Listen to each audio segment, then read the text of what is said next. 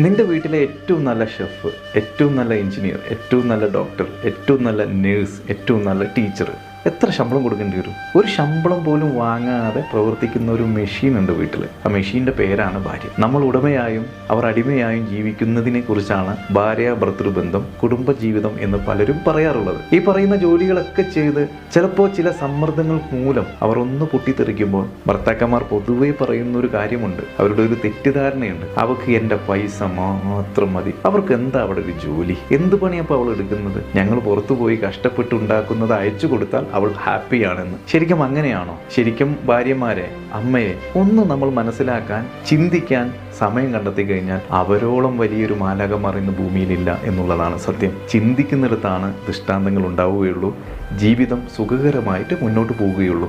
അപ്പോൾ പരസ്പരം മനസ്സിലാക്കി ജീവിക്കാൻ എല്ലാവർക്കും സാധിക്കണം. ശരിയല്ലേ?